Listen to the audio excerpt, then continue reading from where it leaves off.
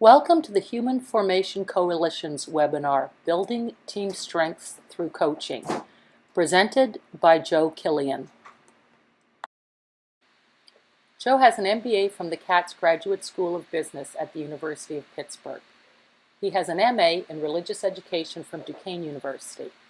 Joe has served for 10 years as a Director of Religious Education. He is a Master Catechist in the Pittsburgh and Greensburg Dioceses. Joe has 25 years of corporate and church coaching experience. He is the founder of the Our Journey with God ministry and the author of the weekly Journey blog. I present to you Joe Killian. The first part, section 1, will be on the full 34 strengths coaching. Not sure how many of you have experienced full 34 strengths coaching yourself. Obviously, that would be a first step in becoming a full 34 strengths coach, and I do highly recommend that. I'll talk about that as we go through the session. The second session will be about team strengths coaching and the opportunity that we have to build teams as we bring them together and coach through the strengths. So that's the agenda. As we focus on the session, I want to give you a sense of what my intention is, what my goals are for learning objectives for you. First of all is that we recognize the impact of full 34 coaching, that we learn and understand and know the strengths categories, that we maximize our signature strengths in those we coach, and we understand the importance of developing non-patterns. And ultimately, that we can come to appreciate the value of coaching team strengths. So those are our objectives for this session. And I'd like to start out with a story of a pastor that I'm currently coaching through the full 34 and am soon to embark on coaching his team. He basically came to me with a bit of a dilemma. He was recommended that he come to me and for coaching by somebody I had worked with in the past. And as Father contacted me, with a pretty strong sense of angst in his voice, he came and said, I spend so much time and energy casting the vision for our parish. Why can't I get people to help me in our efforts to achieve that vision? And, what's with these people? And his focus was on the word parishioner, on them.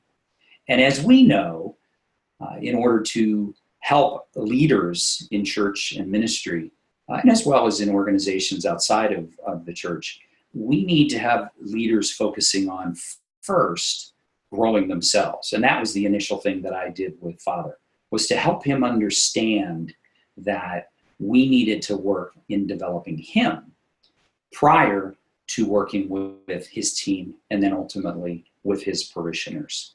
So that's the challenge he came with. And basically what I proposed to him and what we are now in the midst of is coaching him through his full 34 strengths. It has been, as so many of these sessions are, a wonderful experience for this particular pastor. As we think about full 34 strengths coaching, it's an additional opportunity to constantly reinforce what strengths is all about so that we can help our coachees understand more specifically how important it is to understand their own full strengths, full 34 strengths. So great coaches grow in understanding of their own strengths. So each of us are constantly learning and growing in our own strengths. We need to know and fully understand all 34 talent themes, strengths, so that we are able to be effective in coaching others. We also need to continually reinforce strengths understanding of those we coach. And one of the key methods, especially when we delve into full 34 coaching, is to reuse and reinforce the Strength Finder domains. So we've all seen and are familiar with the image that you see now of the 4 domains, the purple executing strengths, those who get people with executing strengths get things done. Those who influence behavior through the strengths we see there in yellow. Those who build relationships with the blue list of strengths. And lastly, the strategic thinkers who are successful in thinking through things. And so those domains need to be reinforced, as you know, as we coach. It is all the more important that we do that, and we'll talk about this a little later in the session, but it is all the more important that we focus our coachees in the domains in order to help them stay, to understand that they're aligned in their understanding of each individual strength. I'm going to use myself as an example here, because when I opened up my top 5 strengths, I looked at that list of strategic, communication, ideation, woo, and activator. I read through those descriptions and I said, yeah, that's me. That makes a lot of sense. I actually was a person who embraced all of those. Once I understood what woo meant, as you probably have run into yourself, that happens frequently. But when I understood that, I said, yeah, that's me. That DNA strand really defines in part who I am. But it very quickly had me asking additional questions about where is my relationship building? And so when I went to my top 5 strengths coaching session with Joe Kavanaugh and sat there and listened to Joe talk about, in the early stages of our 2-day training session, I listened to Joe talk about how important it is to see and understand our full 34. I totally got that. And it wasn't long before, even sitting there, I said, I've got to know. So I picked up my phone and I spent the $69 and I opened it up. And as soon as I opened it up, it became clear that what my understanding, how limited my understanding was in only seeing my top 5, because there was my relationship building. You can see on my strengths DNA strand there that 7 of my next 9 are relationship building.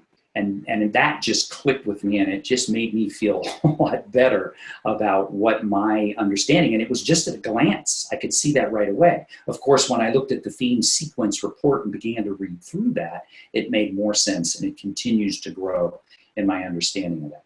I, too, like many people, glanced down at the far right of that DNA strand and at the bottom of the list to see where what I learned were non-patterns were, and you can see there are significant, there's quite a few numbers of execution skills and strengths that I do not possess in my top half of my strengths.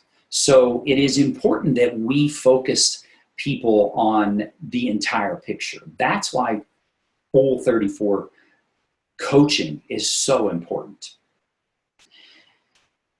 It, at the same time, is exponentially more challenging for us as coaches. You're adding layers and layers of nuance and understanding as you bring people into looking at what their 34 strengths are all about.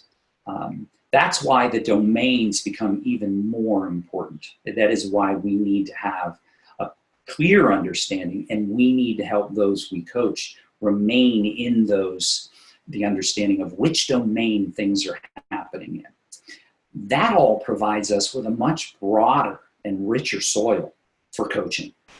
Those that have opened up and have learned, begun to learn and understand their full 34.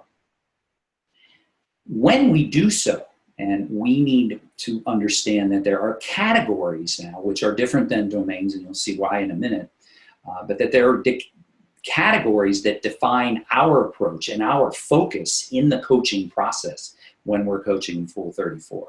And here's how that looks. Within our theme sequence report, we have signature strengths at the top of that report, supportive or auxiliary strengths towards the middle, and non-pattern strengths at the bottom. I'll use mine again to show you how that plays out. In being coached by Joe Kavanaugh, he has worked me through my full 34 and has identified with me that my signature strengths span the beginning of that. You can see where they are. My supportive auxiliary strengths in the middle are bookended by the non-pattern strengths on the right. So as we grow in that understanding, we focus people on their signature strengths. It's the whole emphasis, as you know, of what strengths are all about. There are 8 to 14 signature strengths, and my bracket there for my particular strand in working with Joe showed that I had 14 strengths, signature strengths, and Joe kind of chuckled to himself as I said, "Wow, Joe, that's a lot." And he said, "Well, Joe, don't get too far ahead, because those it is what is being found is that those same number of signature strengths there's a symmetry with those non-patterns. In other words, when you look back at my non-patterns, there are just as many of those for me as signature strengths. But the number, as we know, is not important. What is important is that we understand what those signature strengths are. And when we work with individuals, we're working with them to help them understand where their signature strengths lie. We also need to keep in mind, as we work with individuals, that these strengths aren't always fully developed. They are also often unappreciated and are looked at frequently as weaknesses. One of the most common ones I find that with in coaching individuals is empathy. People who are strong in empathy often look at that particular strength as a weakness, and it's always exciting to see them engage and understand around the idea that it is actually a strength of theirs. When we coach through these signature strengths, one of the ways we see this is in the energy that they talk. And as we're processing through the coaching process with them, we can see the energy as they get excited talking about that. Today, as I do this webinar, I'm operating in my signature strengths. And so this brings me a tremendous amount of energy, which actually kicked in around 5:30 this morning as I woke up early, excited to do what we're doing today, because it so focuses in on so many of my signature strengths. The other part of this is that when we help individuals to recognize their signature strengths, regardless of how many there are, it helps them to see how they are truly represented in these strengths. It is the authentic, God-created self that is demonstrated in these signature strengths. So as we go through this process of coaching individuals through the signature strengths, we are emphasizing that it is these strengths that allow us to be most successful, most fully engaged, most energized as we live and work and interact with others. The auxiliary or supportive strengths will support and work in tandem with our signature strengths. And so as we get past the signature strengths, as we coach through the 34, we start to find that there isn't that same level of energy and commitment, but there are going to be parts that are made up of those talent themes that do come into play and work in tandem with our signature strengths. And then lastly, we see for supportive and auxiliary strengths that they can be complementary to the non-pattern strengths. And this is something that you'll find if you get into coaching full 34 is really, really a dynamic process for those who coach. And I'll give you another example shortly of the pastor I'm currently working with, just in a recent coaching session, how valuable that can be. So that is the process of understanding the categories of coaching. And what I want to do is spend a little bit of time talking about the non-patterns. It is because the non-patterns that are so many people see as weakness, we can help them to understand that just because they're non-patterns, they're not in their signature or auxiliary strengths, that they can learn to function in those. And so there's a couple of key things that we can do as coaches to help individuals in this process. First of all, it's to get the right education and training around those areas that aren't our strengths.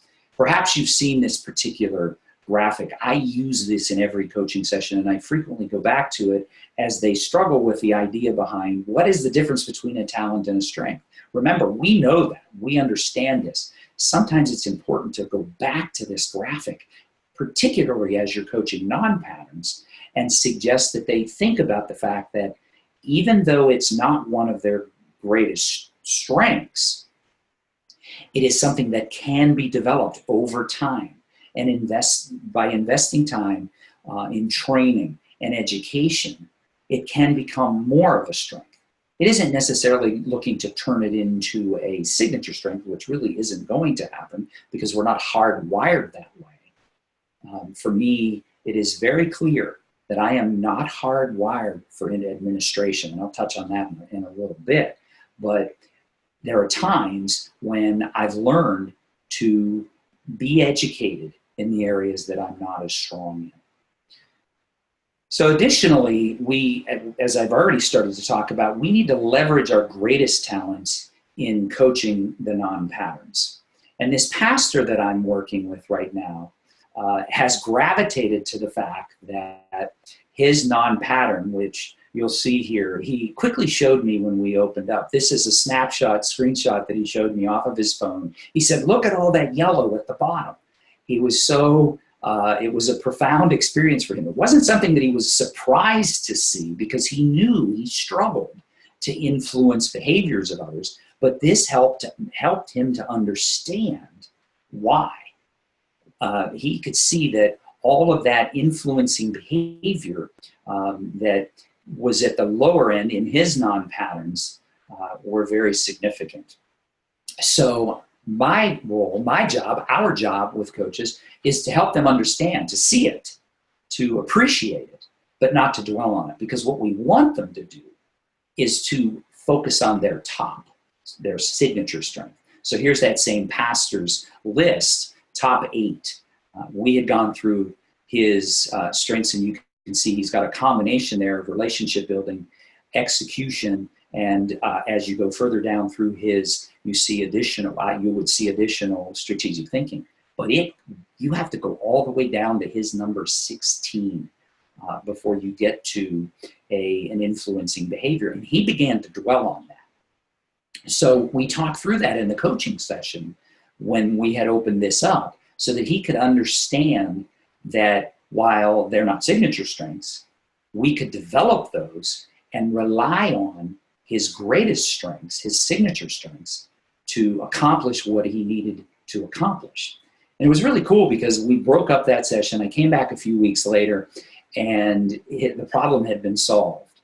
And he excitedly told me about the fact that he had a joint meeting with his pastoral and finance councils over a major initiative in the parish, and they had given him full support and a promise of participation. And so he was sharing that story with great enthusiasm. And I said, so from what we talked about before, you are able to influence behavior, and in fact, with great success. We spent time then unpacking that. And I wanted to help him see what it was he had done in order to bring the councils together in full support of this initiative that he was proposing. And really what had happened was it was very clear that what he had done was to rely on his deliberative approach, his number one strength, to look at the initiative that he was proposing, understand how that connected with his secondary strength of connectedness, and then he began to focus on those people that were a part of this process and began to think more along the lines of as a developer as he made his presentation. And so by leaning into, as we say, his signature strength, he was able to bring them around to a successful commitment to the activity and initiative that he was moving forward with. So leveraging those greatest talents can be tremendously helpful. We also want to help people to identify complementary partnerships within their own strengths, within their own individual strengths, both in our auxiliary and their strategic strengths, those strongest ones, signature strengths, that they can combine them, as I said, with Father. He saw how those two came together. My number one strength, as you saw earlier, was strategic. And I never realized just how much I thought strategically until I began to understand my top 5. It was when I opened my full 34 report and looked down at the bottom, and guess what I saw? Discipline, structure, and routine. My wife, in explaining that to somebody shortly after I opened up my full 34, started telling people that my 35th strength, yes, 35, was discipline. She knows me better than anybody, that structure and routine drive me crazy. But there are times when I need to be disciplined. And what I have learned over the years is to lean into my strategic approach to thinking to allow me to be more disciplined by laying out everything I need to do when I get overwhelmed with a lot of activities, and then strategically prioritizing those and checking them off one by one in order to be more disciplined in those times I need to.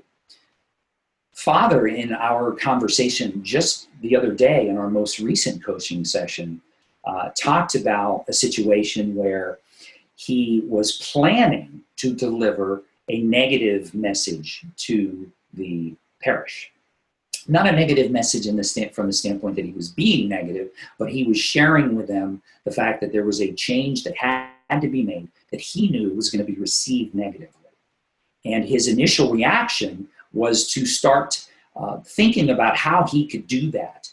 And what he decided to do was to offer, in his way, explaining to them in a very deliberate fashion, using his number one strength, how he believed he had, in the year that he had been pastor of this parish, how he had done many things that were difficult, but that people had come back to him and said, you know, we're glad you did this. It's hard at first. We're glad it's happening.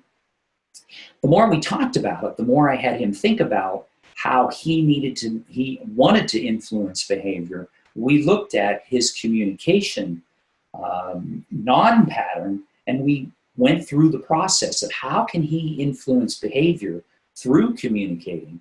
And in doing so, I was able to help him shift his thinking and presentation to them. Instead of talking about himself and what he had done, we were able to put things together in a way that he communicated to the parishioners their needs. He acknowledged them. He was focusing on them. He was in this with them. And he presented that communication very successfully with great response from the folks who supported him and were happy in spite of the challenge that they all faced. So those complementary partnerships, when we unpack the full 34, particularly as we focus on non-patterns, are tremendously helpful for people.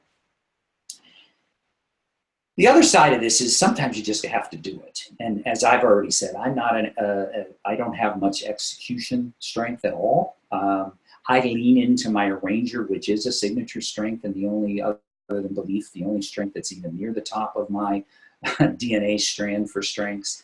But sometimes you just have to suck it up and say, okay, how do I work through this? Because what we're doing very often is we're procrastinating the things that are not natural to us. And we need to mindfully approach this and say, okay, I just got to get this done. Even if it is a big project, we can break it up into smaller pieces and just do it. And, that's one of the ways we can encourage those we coach to just kind of power through and get it done, even if we have to break it up into small pieces. However, there are times when the flip side is important to acknowledge. Sometimes we have to stop doing it. Sometimes people are in the wrong job. Sometimes they're doing too many things that are outside their signature strengths, too many non-pattern behaviors that they're required to do, and they need to find another job. 4.5 years ago, this hit me like a freight train. I had worked for about 11 years, almost 11 years as a DRE, and in larger responsibilities, took on more and more responsibilities, took on more and more administration as at a large parish where I was wearing 13 different hats. And ultimately, because of all that, I ended up getting sick. And I was actually very, very sick. And when I was going to doctors for all kinds of tests, all kinds of concerns about the fatigue and abdominal pain and things that I was experiencing, turns out when I quit the job, when I left the position, within a month, I was fully healed. It was all driven by the strength. It was all driven by the misalignment of my strengths with the many, many demands of the job. This happens frequently, whether it's the entire job or, as my job was, a significant portion of the job. And it's at the bottom of the list because it's the last resort. We don't expect people to have, jumping out of the job right away. It's not always an option, but to be aware of it, and at times with leaders to have them be able to make the decisions to realign jobs, and sometimes ask people to move on from that job. It is necessary. Full 34 coaching can be life-changing. It can have an incredible impact on people. It is transformative when people have the opportunity over time to be coached through the process. It allows them to embrace God's design for them. And once they do that, they can pursue God's purpose with their full heart, soul, mind, and strength. I want to encourage you, if you haven't become a full 34 coach yet, that you consider that. I know that we have tentative plans to bring Joe Kavanaugh back, who coached me one-on-one, as well as led the coaching session for me and a number of others in becoming a full 34 coach. That is planned, I think, sometime later in the fall. You'll hear more about that as time goes on. So I want to encourage you to consider that as you go forward.